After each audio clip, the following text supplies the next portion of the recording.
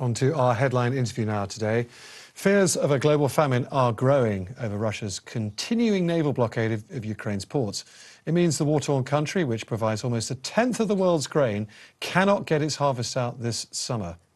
Speaking to me a little earlier, as indeed we've been reporting already tonight, Ukraine's ambassador to the UK, Vadym Prystaiko, who was also his country's foreign minister, revealed a dramatic solution is now being considered by the British government. But first, we began by discussing recent Russian advances in the Donbass region. I wouldn't call them big advances. Yes, they're advancing, but in the scale of the whole world, the war, all kilometers of front lines, this is the local advances they managed to get because they've been thrown out of the north of Ukraine, and they accumulated enough forces to, to locally reach some of their goals. And again, Mariupol, after they managed to finally, after months and months of fighting this very small garrison, to free some of the forces. They also sent some of the troops up north, reinforcing their position there. And how long will these Russian advances last for? We hope that they will soon be reverted and will go back to homes. But they're throwing more and more soldiers. This is the trouble. Our soldiers are bravely fighting with them. We started receiving more and more ammunition, but Russians just throwing so many of them. And I don't know how long they will be able to do it, but as of now, they are recruiting more and more soldiers. They're bringing them and bringing equipment. And so this part of Ukraine is dangerous. The rest of Ukraine is quite safe. People are sort of restarting new life. Kids are getting back to schools. So this life is still going on. You're getting more heavy weapons from NATO, from countries like America and the UK. Are you getting enough to be able to stop the Russian advance? There is never enough. If we did not manage to stop them, it means only one thing. We don't have enough ammunition which will allow us, and equipment which will allow us to reach them further than they can reach us. So this is the whole key idea. What more do you need from NATO and the EU? There are three major things we are fighting right now. This is the air, which is Russians couldn't establish this area superiority, regardless of what they promised themselves and the rest of the world. We are fighting there, but we need more anti-air, which will allow us to wipe out their airships from our skies and rockets as well. Second is the still dangerous assault on Ukrainian southern ports, on Ukrainian southern cities like Odesa, and they are just bombarding us from the Black Sea. The missiles they are sending to Kyiv or to Lviv, which is west of Ukraine, is just from sea. And the third, which is dangerous right now and the most difficult part to deal, because they're entrenching. We have to have heavy artillery, which will allow us to strike them and push them away from our territory. You mentioned the port of Odesa there. Now, all your ports on the south coast remain blockaded. It's getting to a really critical time because you have your harvest now. Ukraine exports 7% of the world's grain. The world needs Ukraine's grain, and it's not getting it. Now, the EU is looking at how to get the grain out of Ukraine other ways, via trains, via lorries. That is not going to succeed, though, is it? But at least you don't have the same train gauge system as the EU.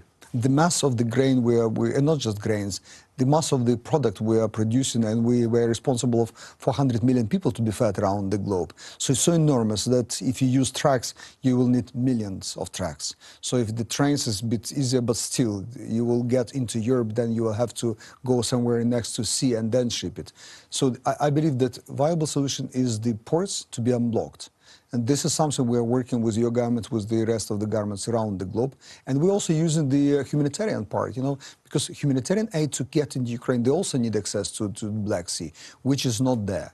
On top of our own troubles, there are 70+ ships of different flags, of different nations, of different ownership, have been blockaded with the crews and the merchandise on their boards. We also have to allow these people to go on their business. When you say you're working with our government to unblockade the ports, those ports are only going to be unblockaded by military force, by warships coming in to establish safe passage. Are those conversations you're having? This is one side, and you're right, we're having this conversation, but also it was heavily mined. The whole Black Sea, especially near Ukraine, is heavily mined, very dangerous for the seafarers. So we have also to demine this. This is another conversation we have also with your government, and we're preparing ourselves from the point of view of equipment. We need ships. We're buying them. There is the whole long conversation of how to do it. Those conversations, if they do end up with British warships, Royal Navy warships, American warships, if you put those warships close to Odesa into the Black Sea, that risks a military confrontation with Russia. Do you really think the British government, the American government, prepared for that? I believe that all of us, we have a responsibility of other nations and food security. There are so many unrest around the globe and lives will be threatened. All these people, Ukraine will survive. We have enough food and grains, at least grains for us.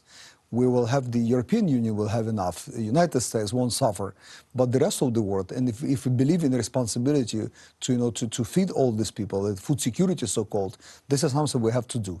I understand that people in Africa, they don't understand sometimes what is going on in Ukraine and between Ukraine and Russia. They're reading different papers, different opinions.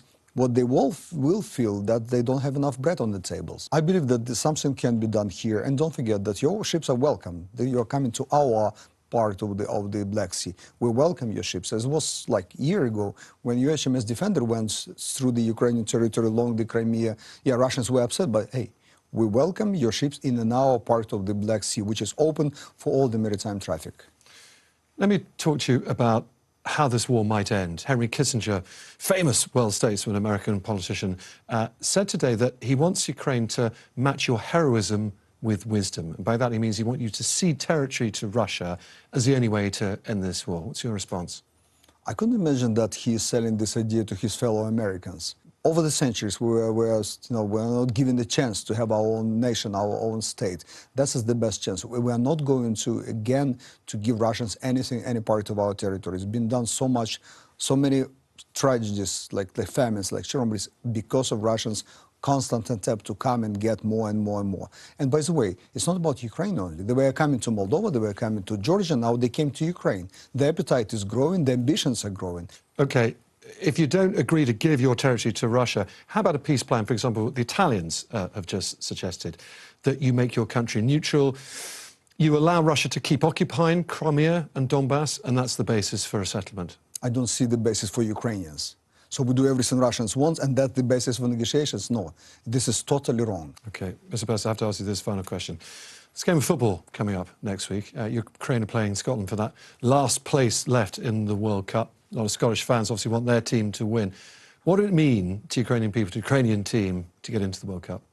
We're happy that we're doing it. We managed last year to get quite close to the best achievements of ours until we've been defeated 4-0 by England, so we have to get revenge. We understand the Scottish team is different from English team, but we will have to have revenge on this soil. On our soil? On your soil, yes. Okay, Mr. Ambassador, thanks so much for talking to me tonight. Thank you.